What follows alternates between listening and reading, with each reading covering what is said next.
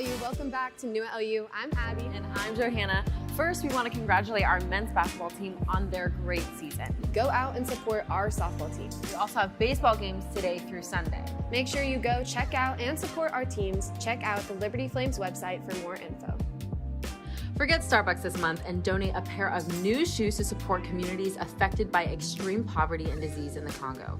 All donated shoes will support the Tibanera Foundation as they minister through humanitarian efforts. Bring new or gently worn, clean, closed-toed shoes to campus community at the Vine Center between March 1st and April 12th. The Liberty University Symphony Orchestra concert is March 7th at 7:30. You'll hear a little bit of everything from Jurassic Park to Tchaikovsky. You can get your tickets from liberty.edu/tickets. They're only $1 for students. Student Activities is hosting a murder mystery dinner. This is going to be pretty fun, so head to the LaHaye event space on March 4th at 6 p.m. The last showing of Romeo and Juliet is this Sunday. So go see it before you can. The Create Fest is a pitch competition being put on by the Schools of Engineering and Business for $10,000. It will take place in the town's auditorium on March 31st from 7 to 9 p.m. All students are welcome to compete in this competition. Seniors, don't forget the commencement RSVP deadline is March 23rd. Do this now before it's too late. Today we're inviting you to volunteer and pack meals for Ukraine refugees. This is an amazing ministry opportunity, and if you're interested, text meal packing to 839-858 to register. Johanna, are you currently in love? Funny. Or if you're feeling like a Taylor Swift breakup song, you'll want to go to Coffee House. Get your tickets soon though, because seats run out. It's March 25th at 11:30 p.m. right here in Vines. Well, that's all that's new. Enjoy your day at LU.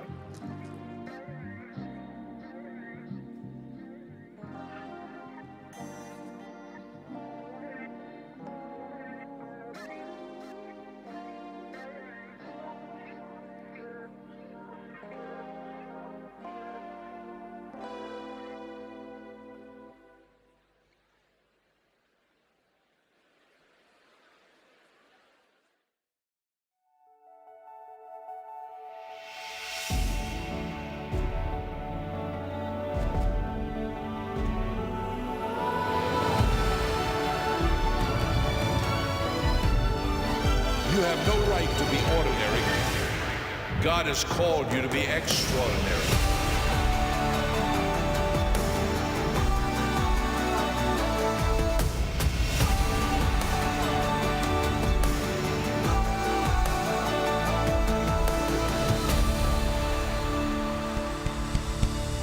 Good morning, Liberty!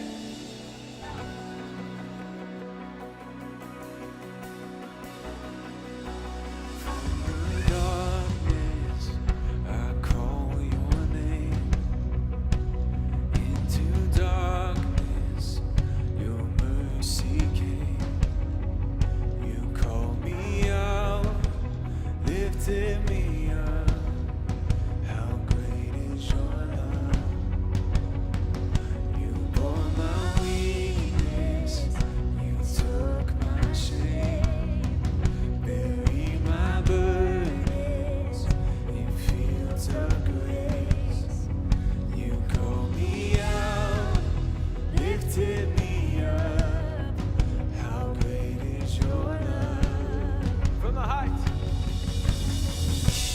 From the heights of heaven, you stepped down to earth. Innocent perfection, you gave your life for us, and we are amazed as we stand in awe. For we have been changed by the power of the cross. How great, how great, how great is your love? How great, how great, how great is your love? How great, how great, how great is your love for us?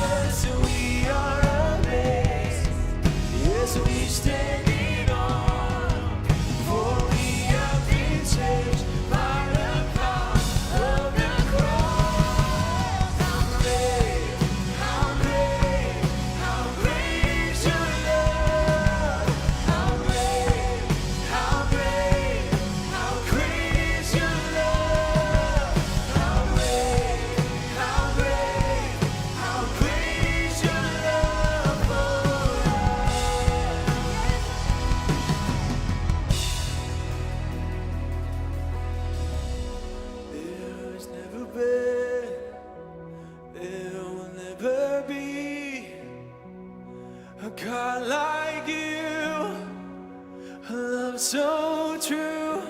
There's never been, there will never be a God like you. A love so true. There's never been, there will never be a God like you. A love so true. There's never been, there will never be a God like you. A love so true. How great, how great, how great is your love. How great, how great, how great is your love. How great, how great, how great is your love for us. How great, how great, how great is your love. How great, how great, how great is your love. How great, how great, how great is your love for us.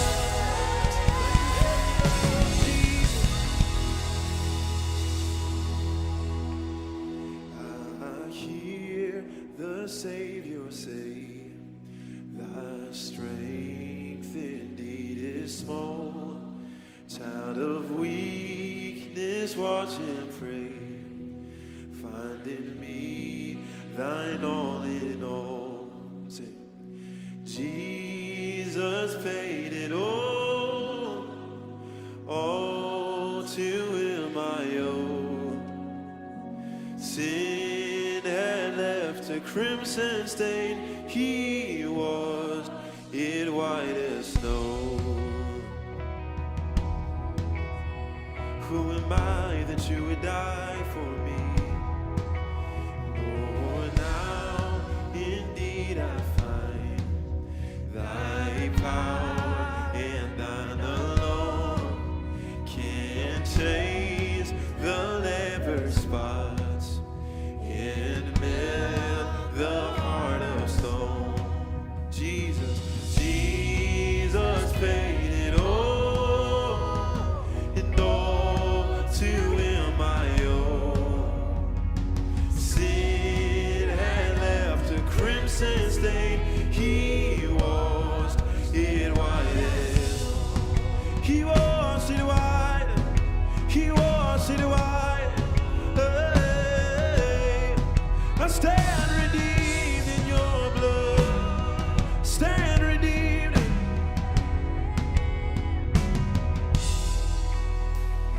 And when before the throne I stand in him complete, Jesus died my soul to save. My lips shall still repeat. Stay with me. Jesus paid it all to him I owe. Sin had left a crimson stain, he washed it white as snow. And sin had left a crimson stain, he washed it white as snow. He washed it white as snow. Yes, he was it white as snow. Yeah, we praise the name. It's white as snow. Sing, oh, praise the one who paid my debt and raised his life up from the dead. And oh, praise the one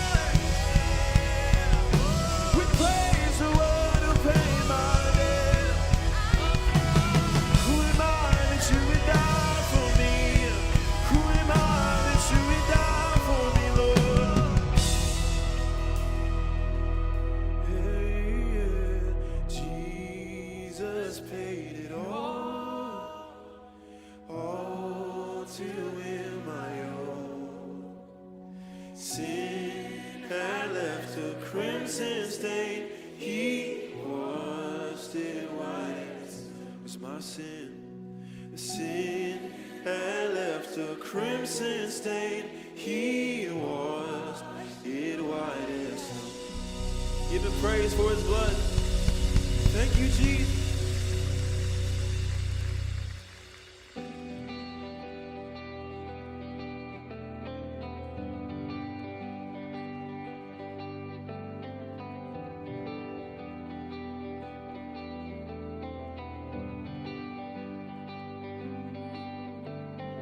You put your love on the line to bear the weight of sin that was mine, washing a river of wrongs into the sea of your infinite love. Arms held high, Lord, I give my life, knowing I'm found in Christ, in your love forever. With all I am, in your grace I stand, the greatest of all romance, love of God, my Savior.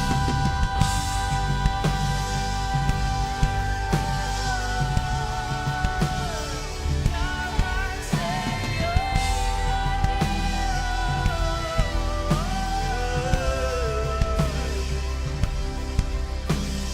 Mercy roars like hurricane wind. Furious love lay waste to my sin. With arms held high, Lord, I give my life, knowing I'm found in Christ, in your love forever. All I am, in your grace I stand, the greatest of all romance, love of God, my Savior.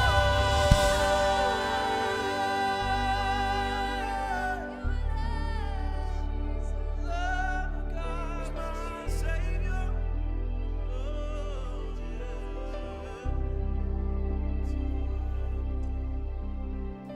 To the one who has rescued my soul, to the one who has welcomed me home, to the one who is Savior of all, I sing forever. To the one who has rescued my soul, to the one who has welcomed me home, to the one who is Savior of all, I sing forever.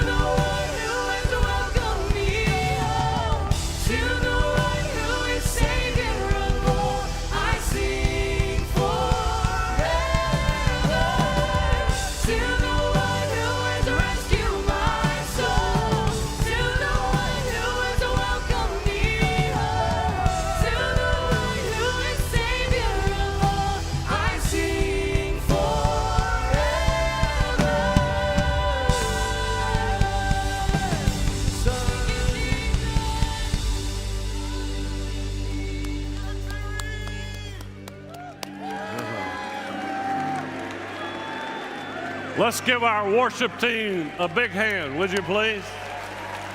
Great. Thank you. You may be seated. Thank you. Love you too. Love you too. Love you too. Well, that was a wild basketball game last night. Our coach McKay and our basketball team, they did it. They're going to the conference championship game this coming Sunday. Unfortunately, it's going to be in Georgia, but ESPN is going to be carrying it. It'll be at 3 o'clock. Our girls begin their tournament this coming Sunday right here, I believe, in Liberty. And I wanted to encourage you to come and support them as they begin their tournament this coming Sunday. Well, I was over at Cookout. How many of you have been at Cookout, huh? I was in the drive-thru, and there were about 6 students at a table inside, and one of them came out and wanted me to sign the back of his Cookout receipt. He said, I just got my commercial flight license today. Where's that group of guys that were at Cookout? Where are you? Are you here? Where? Come down here. Come down and join me. Where's Jonathan? He was part of it. Come on down here real quick. Real quick. Where's Jonathan? Help me. Anybody see him? He better be here. Come on down. You guys that were there, I believe they were there celebrating. Come around right over here some steps, okay? And give him a big hand, Jonathan. Got your commercial license. Thank you. All right, great. Now, he wanted me to sign, let's go back over here and walk around a little bit so everybody can see. He wanted me to sign his receipt. Well, there were 2 cars in front of me and about 4 or 5 behind me. So I knew those behind me would start blowing their horn if I didn't move forward. So I was trying to sign his receipt and move forward and all of that. When I handed it to him, I couldn't read it. So there's one I can read, all right? Good. Take that. Now, come on over here for a moment, all right? And so I'm going to give him something, but Jonathan, you got to promise me. When you're flying a commercial airliner and I get on, you better make sure I get bumped up to first class, all right? Yes, sir. Pilots can do that. So yesterday I went and bought him this, I guess that's a flight gear. I think it's a computer backpack, and I want to give that to you. Awesome. And you just remember now, if I get on your flight, you upgrade me, all right? Good. Great. Where's the rest of that crew that was there? Out flying. Out flying? Yep. Okay, good. In this weather? Yeah. This ground stuff, right? Oh, ground stuff. Yes. Well, this is the kind of weather we fly in all the time in Alaska, you know. Great. All right, he got his commercial license. Let's give him another big hand. Good. All right. Thank you, fellas. We'll go off this way. Pastor Jonathan's going to come at this time and make some announcements and introduce our speaker. Let's give him a big hand as he comes. We appreciate all he's doing for us here at Liberty and the TRBC. And thank you, brother. Appreciate all you're doing. Well, hey, today we've talked about this week the opportunity that we have to go over and to pack meals today over in the indoor soccer arena. I know a lot of you, about 1,500 of you have signed up for that event. We've got about 68 spots. Lou Wider told me a little while ago, about 68 spots in the first group that starts at 1:30. And so I want to remind you, you can go over. We would appreciate you to sign up for that. So we need 68 of you to do that. Starts at 1:30 in the indoor soccer arena. And the information is here on the screen, or you can text meal packing to 839-858 to be a part of that. Now, the reason that's important is because today when you walked in, you also were handed a card, and we're going to ask all of you to take time to write just a note of encouragement that will go along with those 270,000 meals to Ukraine. And so when those individuals, when those families get those meals and they open them up, they're going to have the opportunity of hearing encouraging words from people right here in Lynchburg. And today our speaker is going to talk about the power of words, the power of encouragement.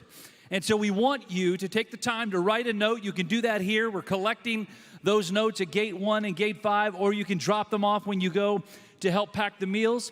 But it's important because they are going into a war zone that we fill them out correctly. And so there's some information here on the screen. There's a QR code that will kind of give you some information as you fill those out to make sure that you say the right things and you don't say the wrong things, because there are some things, obviously, with the war that's going on with Russia that we want to be careful, to be respectful, to recognize and understand that we want to be an encouragement and not to in any way create conflict or problems with the families that are there, so you can get that information.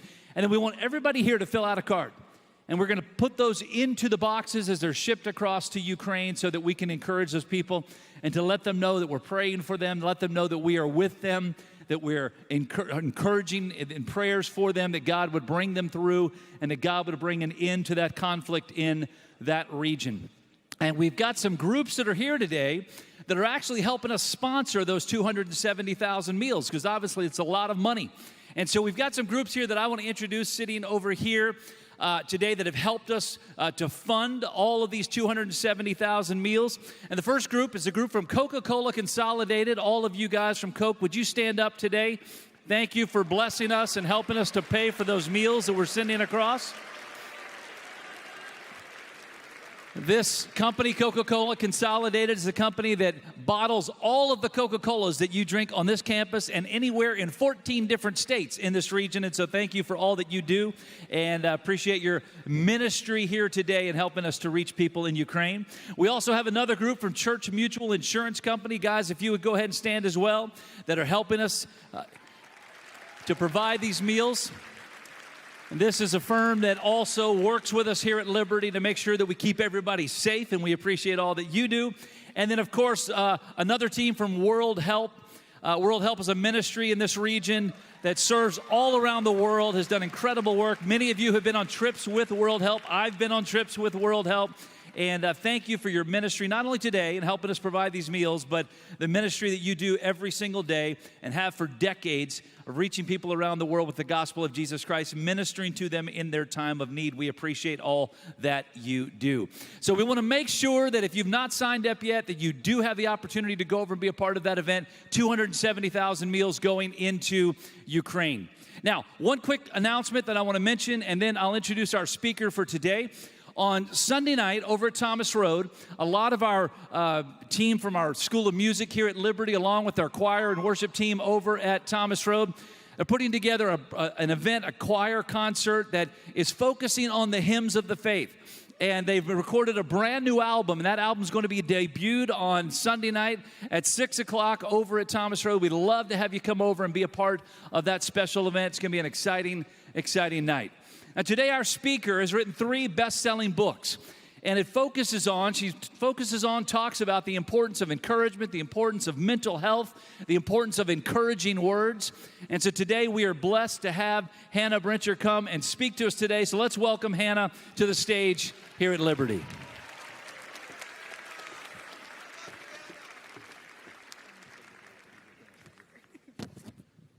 Hello. How are you feeling this morning? There are so many of you. Wow. I've only been here for less than 24 hours, and I am already ready to go home and fill out my application and become a Liberty student. So it's a special place here, and I am so excited to be here sharing my story with you today. My name is Hannah Brencher, and I am originally from a little town, North Haven, Connecticut. Any Connecticut in the house? Okay. Moved to Atlanta, Georgia about 8 years ago. Okay, we got some passion in the house.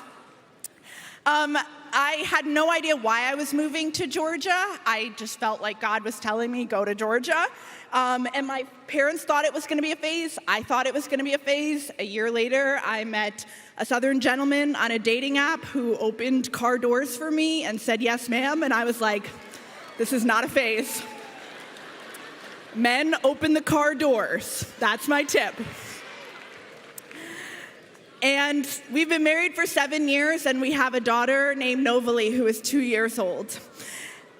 As a wife and a mom, I am also an author, a mental health advocate, and I am the founder of an organization called More Love Letters, short for The World Needs More Love Letters. Now, when I say love letters, I don't mean romantic letters, nor do I mean creepy stalker watching you from the bushes kinds of letters.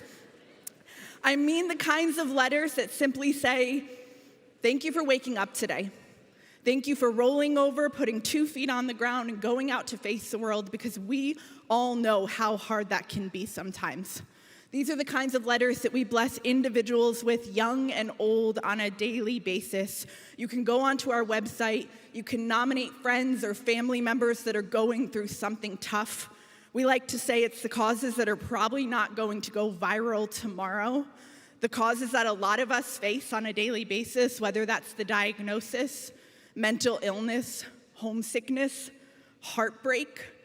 We pick stories every single month that we put up onto our website, and anyone from around the world has a chance to handwrite a letter and mail it into a bundle that ends up being 400, 500, 600 letters for somebody on a day where they think, no one's gonna see me.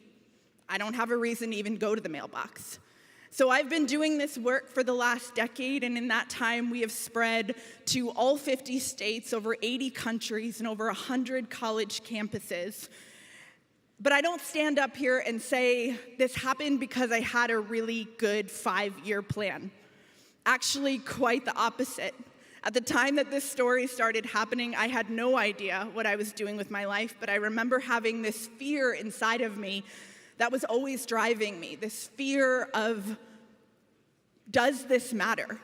Does my life matter? And I remember having a conversation a few years ago with my friend Blake.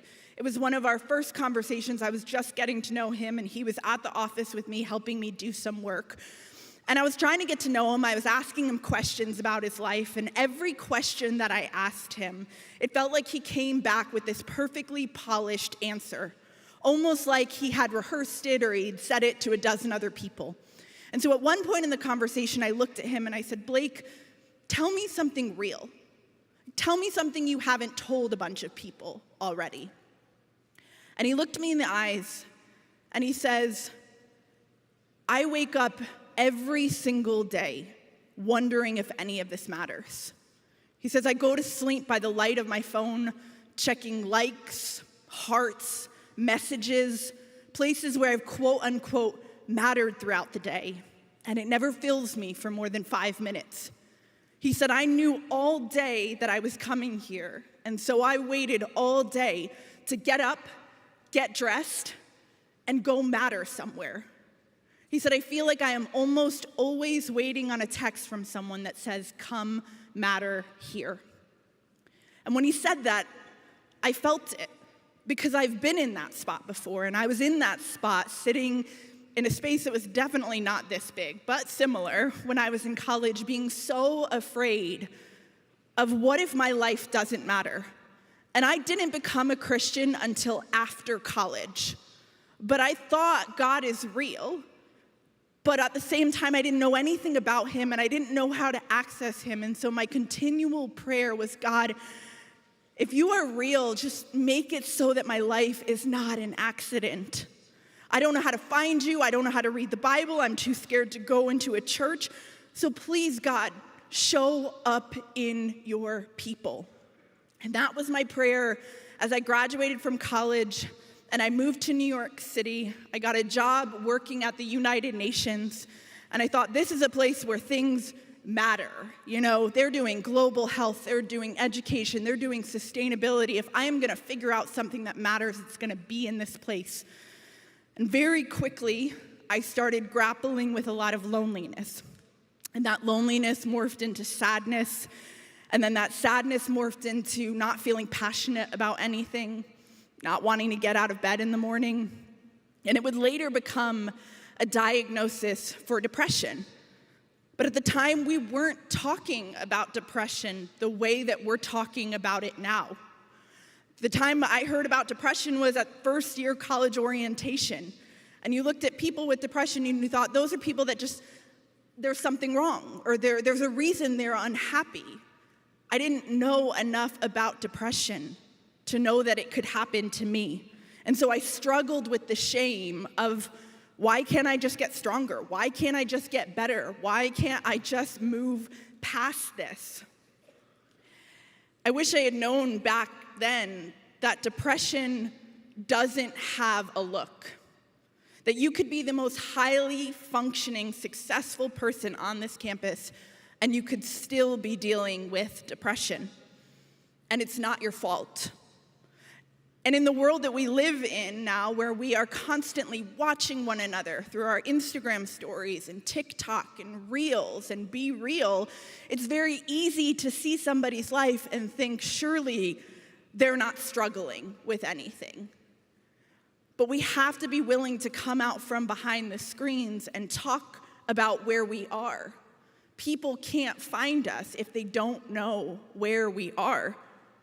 And so I stand up here and I share honestly about my story with depression and my battle with depression that is still present day, in the hopes that it will inspire other people to do the same thing. Depression is a very real thing and a very real diagnosis, and it matters that we talk about it and that we keep talking about it, because lives are hanging in the balance every single day. But out of that really dark time in my life came the reason that I'm standing up here talking to you today. And so I could tell you about that day. Like, I remember certain details about that day that changed my life, that day that I feel like God really broke through. And I remember I was coming home from work at Union Square, and the doors opened on the subway at Grand Central, and I remember a crowd of people coming onto the train. Specifically, I remember this one woman pulling out from the crowd. She sat down across from me, wedged into this little seat. She tucked her head against the wall, and she didn't look up for that whole entire train ride.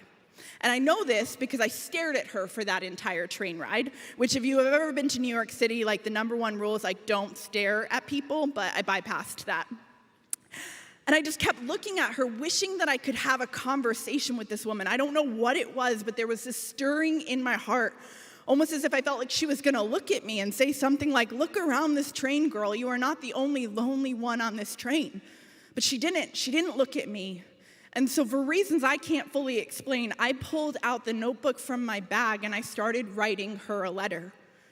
Now, some people would think that that's a really strange reaction, but to know me is to know that I have grown up my whole entire life where my mother has left me love letters for me to find ever since I was a little girl. When I moved into that first college dorm room, she tucked letters for me to find. You guys still have post office boxes, right? Does anybody really use them? Okay, yeah, you guys are writing, you're sending letters. So while other kids were getting texts from their parents, my mom did not believe in cell phones. So I was literally waiting by the mailbox to get updates because she would write me letters. And I can't imagine a world that doesn't have my mom's letters in it. And now that I am a mother, I've started to write those same kinds of letters to my daughter. And to know my mom, if you met her, if she was here today, you'd be like, she is my best friend. People definitely like her more than they like me because she's awesome. My mom is the person that will go to a restaurant or wherever she goes, she always has a kazoo in her pocketbook. And that's because if there's a birthday song, she's gonna be in on it. And I don't mean you go to the restaurant and it's like people that she knows. No, she will get up from the table and she will move to somebody else's party to be a part of their birthday celebration. My mom is the person who, she told me this story about how she was at work, she was a registered nurse, and she got into the elevator and everybody was on their cell phones. And so she, who didn't have a cell phone at the time, she pulled a Tupperware container out of her bag and she just started tapping on the Tupperware container, making cell phone noises, like boop, boop, boop, and looked around at people and said, I'm just talking on my cell phone like you. I was mortified in this moment. If you call our house, we still have an answering machine, and you will hear my mom saying that she's not home in Spanish. She is not Spanish, but she has a pocket Spanish dictionary, and she just made it work. We call her abuela because that has been her lifelong wish to be an abuela. So, all that to say, my mom, there are definitely some embarrassing moments with my mom, but I look back now and I realized she was teaching me something incredibly important that I would need in 2023. She was teaching me presence. She was teaching me how to make people feel seen and known. She was teaching me that if you have somebody in front of you, then you treat them like they are the only person in the room. Because we have all wanted to feel like we are the only person in the room. And I don't know about you, but I feel like it gets harder and harder every single day because our phones are everywhere. They're in everything. So we can go out to dinner with our friends, and you ever look around and realize we're not here. We're not present. We're disconnected, and we know, okay, it's bad, but I also don't know how to fix the problem. We're missing one another. The Signal Loneliness Index says that 60% of Americans are either lonely some of the time or all of the time. That men are lonelier than women, and that the more we interact with one another on our devices, the less we feel inclined to actually do it in person. Now, more than ever, it matters that we see one another. That we see one another in the struggle, that we see one another in the good and in the bad. So in that moment on the train, writing this woman a letter and just trying to follow this stirring in my heart, I got so engrossed in writing the letter that by the time I looked up, the woman had actually left the train. But I noticed this was the first time that I didn't feel sad, that I didn't feel disconnected, that I didn't feel lonely. And so I wrote another letter. And then I wrote another letter, and I pulled another person from the crowd, and I wrote a letter to them, and I filled an entire notebook with these letters. And when I knew I wasn't going to read these letters ever again or do anything with these letters ever again, I started ripping them out of the notebook, folding them up, and writing on the front of the letter, "If you find this letter, it's for you." And I started to leave it all over New York City. Thankfully, I didn't tell my parents about it. They would have been like, "If you're lonely, you can just come home. You don't need to leave letters for all the strangers of New York City." But I left them in coffee shops and in libraries and in bookstores and in the delegate seats at the UN, like Finland gets a love letter and Cuba gets a love letter.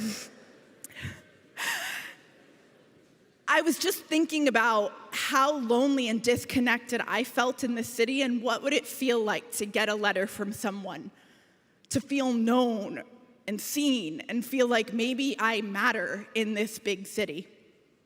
And I want to be very careful in sharing this story, though, because letter writing is a part of my story, and it was a part of how I learned how to cope with depression, but it wasn't the whole story. And so when I do talk about depression, I'm talking about therapy, I'm talking about counseling, I'm talking about prayer, I'm talking about people. All of those things were a part of my healing journey. Letters were just a part of that. I didn't know at this time that there's actually a psychology to letter writing, that something happens when we write pen or pencil to paper that is different than when we're texting or when we're emailing one another. Something different happens in our brains, whether that is our handwriting or it's how it feels to write something that you know that you can't edit. You know that you can't find the backspace button for. And so it was incredibly helpful for me to pull myself out of my head and to think about somebody else. And so I ended up blogging about the fact that I was leaving these letters around New York City. And I specifically remember writing about a professor that I had in college and how this professor stood in front of the class and she told us that she and her husband had fallen in love through letter writing. that they got to the edge of when it was summer break, and he said, I'm gonna write to you, and she kind of was like, sure. And I guess that's like the modern day version of I'll text. And 2 days later, a letter showed up, and then another letter showed up, and he wrote her a letter every single day of summer break. And they fell in love through that waiting on one another, on putting something deeply vulnerable into a letter, and then waiting to see the person's reaction. It wasn't instant like a text or instant like a direct message. But I'll never forget the moment that she stood in front of the class and she scanned the room and she said, your generation is never going to have this. And I felt like somebody was punching me in the gut, because it's not like I wanted to bring back letter writing. It's not like I wanted to make all my friends communicate with me via letter writing. But I understood what she meant when she said, your generation is never going to have this amount of presence, this amount of being able to develop our relationships in this special way. And I wanted to claim that back. And so I wrote about that professor, and at the end of the blog post, I posed a simple question. If you need a letter, just ask. I thought that I was gonna get maybe 1 or 2 people, that's the amount of people that probably read my blog at that time, asking for a letter, and one of those would have been my mom. But I opened my inbox the next day to find hundreds of people asking for letters. Some of the saddest stories that I had ever read, asking a 22-year-old girl who barely even knew her own coffee order to write them a letter and give them a reason to wait by the mailbox at the end of the day. And it was almost in that moment that I remembered that prayer that I had prayed of, God, show up in your people. And it was this moment where I felt like God was pulling back the veil and saying, these are my people. They're tired, they are hurting, they are broken, you are not alone. But you have a chance to be a light, you have a chance to be an encouragement, you have a chance to show up in what feels like a really dark space.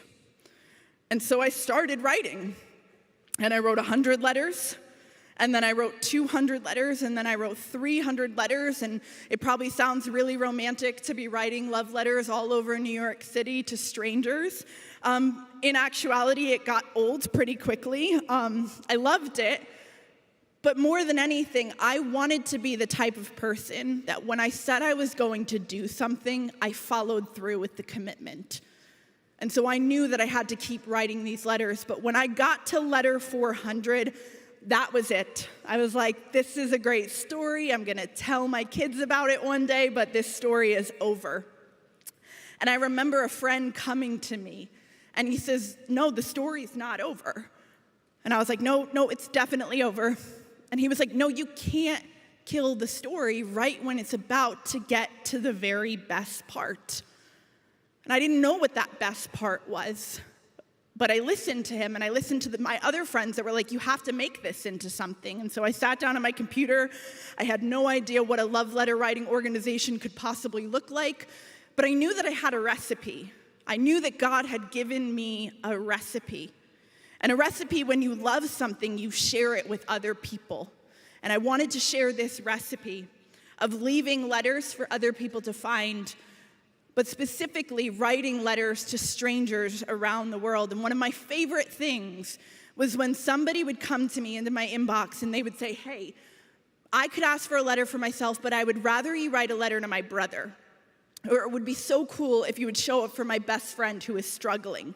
And I thought, I want to do that, but I want to do that on a level where there are hundreds of letters showing up for someone, on a day where they think no one is going to see them or notice them. And so that's where we created something called a love letter bundle. And the letters pour in from all different pockets of the world. And so the best part of the story, obviously, is when other people came in and joined me, when it wasn't my story anymore. And so I could tell you about a girl in Dayton, Ohio, a college student, who found the mission. She decided she was gonna leave a few letters on her campus, and she was gonna come back and do more. But after she left those initial letters, She said she walked out into the quad one morning and there were love letters everywhere, in the bushes, tucked in the benches, hanging from the trees, that someone must have found that one letter and then spiraled those gestures.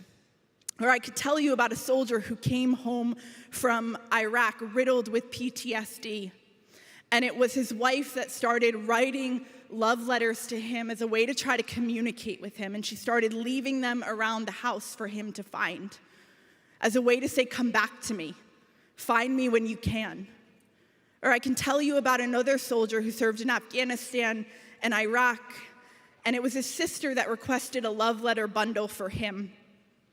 And they showed up, she dropped them on the doorstep for him, and she didn't hear from him for a few days. And then she got a phone call. And he cried into the phone and he said, I'm sitting on the floor and I'm crying. I can't get up. This one small act has restored my faith in humanity. Or I could tell you about a woman named Leona, who after 69 years of holding the hand of her best friend, he let go. He passed away. And it didn't matter how much her grandchildren's laughter would fill the day. There were just days where plain and simple she wanted him back. It was her granddaughter that requested letters for her, and they showed up right before Christmas, and Leona sat in her favorite chair, and she read through the letters. Then she got up, wheeled her walker into the kitchen, and she announced to the family, I am gonna stick around now. I am gonna read these letters every single day, and I am going to stick around now. I brought a few pictures along with me that I think will be up on the screen.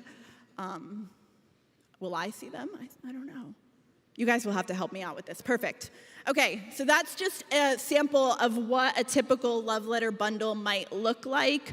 Hundreds of letters pouring in from all over the world. We can go to the next one. This is one of our bundles. Her name is Anastasia. This is one of my favorite bundles. Anastasia had a really hard life. She actually was a slave in Germany during World War II, which she immigrated to America after she found freedom, and she married her childhood sweetheart. And they would write letters back and forth to each other. That was their way of communication. And they kept their vow of until death do us part. But a part of her died when he passed away. And so when she entered into an assisted living home, it was her granddaughter that got this bundle of letters together for her. And we knew we obviously could never replace the letters that she and her husband wrote. But they showed up for Anastasia at a time where she was very lonely. There's another picture up here. I'm just gonna wait to see who it is. That's Dustin. Dustin is a love letter bundle that we actually did back in December. He was nominated by his aunt. He beat addiction and became sober, and a few years later got into a very tragic boating accident. He went to the ER unconscious with a ruptured kidney and a traumatic brain injury. This type of brain injury, they say that 90% of patients never regain consciousness again. He was in a coma for several months, but 5 years later, he has beat those odds and he is living life. But he sometimes needs encouragement to keep going. And so his aunt wanted these letters to remind him to keep fighting forward. And he's built a love letter wall for all of his letters. We can go to the next one, please. This is Marie. Marie is in a long-term living facility. It was her 90th birthday, and her son wanted to do something special for her. Her 90th birthday was in August of 2020, and he hadn't seen her since February of 2020 because of the COVID lockdowns, and she had been in isolation this whole time. And so Marie got over 1,300 letters showing up for her to celebrate her birthday. And there should be one more picture. Yep, this is Eliana. She is 11 years old, and she has dealt with a lung disease her whole life that makes it hard for her, impossible for her to run or play with other kids her age. But she is still a light to so many people. And so 1,100 letters showed up for Eliana. There she is laying in them. Right when she was about to undergo a scary heart procedure, and we were able to come alongside her in that. And so these are just a few of the stories that we have encountered over our time sending these letters to people. And I'm sure that there are some of you that think, okay, but I don't think that I am going to write letters. I don't see that in my future. I don't really like my handwriting. And so I just want to encourage you with some of the encouragement that I wish that I had known, not to miss out on the stuff that actually matters. The smaller stuff. For you, it might be letters. For someone else, it might be texts or phone calls or packages or acts of kindness. But it's so easy to get caught up thinking that there's something bigger out there that matters more, whether that's the job or the grade or the promotion or whatever next thing is going to happen when you leave this place. And all of that stuff does matter. But we need to look closer, because so much of life ends up being about the small things. And that's the stuff that actually ends up mattering. The texts we send, the letters we write, the packages we ship, the times we show up at the door after the breakup. Your people matter. And we get chances every single day to remind them of that. And if you think that they don't need that reminder, guess what? They absolutely do. We all need that reminder in the world that we're living in today. And so I'm just telling you the same thing that I tell myself on a daily basis, to clear out the noise, Hannah, and clear out the distractions and look around, because God is working in the midst. And maybe the most important question you can ask yourself is, who in my life needs me to see them today? Who in my life needs me to see them today? You don't have to write them a letter, but maybe you call them out of the blue. Maybe you text them before to say it's not an emergency, because I know it's really terrifying to pick up a phone call. But just to say, hey, I just missed you, and I just wanted to say, hey, I'm checking in, and I think you're awesome. It might be something different for you, but if you pray that prayer, God, who do you need me to see today? I guarantee you, He's going to answer. And maybe it's been something that's been on your heart for a while, and it's just time to go and do that thing, to not put it off anymore. And so for those that are going to be doing the meal packing today, you get an opportunity to do that today. And as was said, there will be guidelines, there will be do's and don'ts. But I just want to encourage you and spur you on in that mission and remind you that your words hold power. They can offer life and joy and hope to someone else. You don't need to know all of their circumstances. You don't have to solve all their problems. You don't really have to have the solution. Sometimes people just want to know they're not alone in what they're going through. And in a world where it'd be so much easier to use our words to tear others down, or to gossip, or to stay silent, you get the chance to show up, and that letter will be delivered across the world, and it will be something that they can hold on to. And so just be yourself and think about the words that you need to hear today, because chances are somebody else needs to hear those same words. And just remember to show up, because your words do matter, and these small things matter. God, we just thank you for this time today. We thank you for this beautiful convocation, God, this chance to bless people on the other side of the world that are going through unspeakable circumstances, God. And we just ask right now, God, that you are touching the students within this space, God, with who you need them to see today, God. Whoever it may be a friend, it may be a parent, it may be a sibling, God. But I pray that that nudge gets stronger and stronger and stronger, and that they follow through on that call, God. Because we all need those reminders, God, that we matter, that you love us, that you're here, that you're present, God. And so we just pray for a day full of those opportunities, God, in places where we're expecting them and places where we're not, God. Come and be all over our stories. In Jesus' name, amen.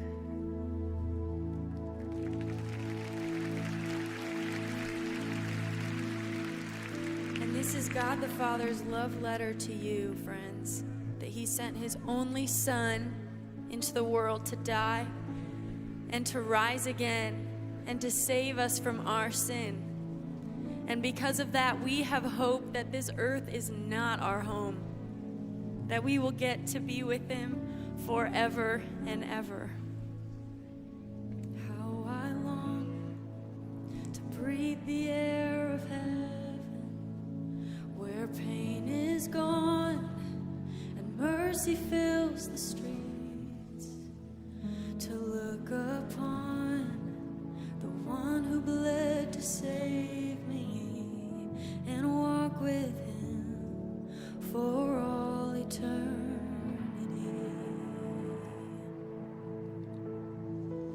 And there will be a day when all bow before him. There will be a day when death will be no more, standing face to face with he who died and rose again. Holy, holy is the Lord.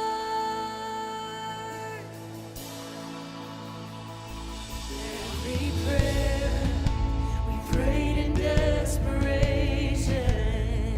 the songs of faith we sing through doubt and fear, and in the end we'll see that it was worth it when he returns to wipe away our tears. And there will be a day when all bow before him. Yes, there will be a day when death will be no more, standing face to face with he who died and rose again. Holy, holy is the Lord.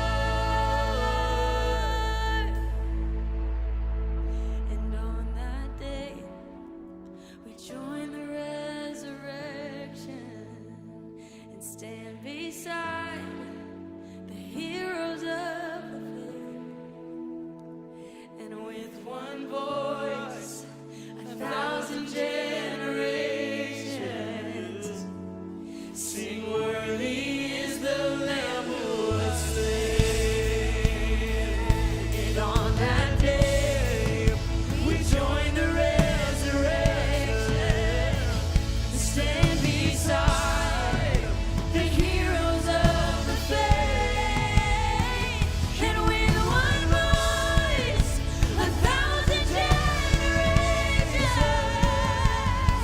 sing, worthy is the Lamb who was slain. Forever he shall reign.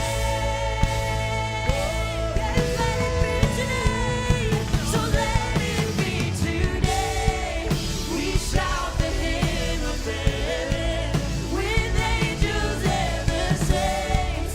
We raise a mighty roar, glory to our God, who gave us life beyond the grave.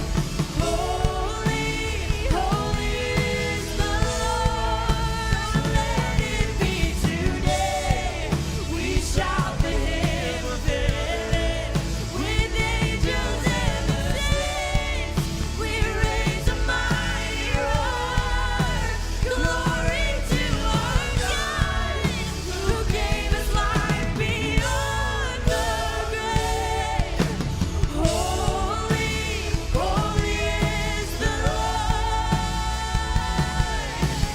Holy, holy is the Lord. Holy, holy is the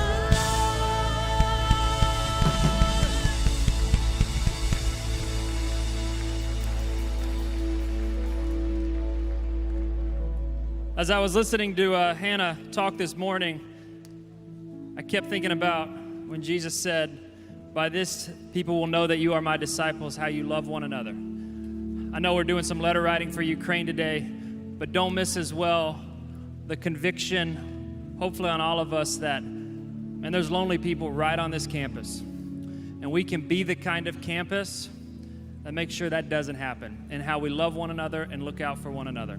Let's do that together. Thanks so much for being here. Be a part of the Ukraine meal packing. We'll leave the information on the screen. We'll see you there at the first group starting at 1. Thanks for being a part of it. Have a great weekend. You guys are dismissed.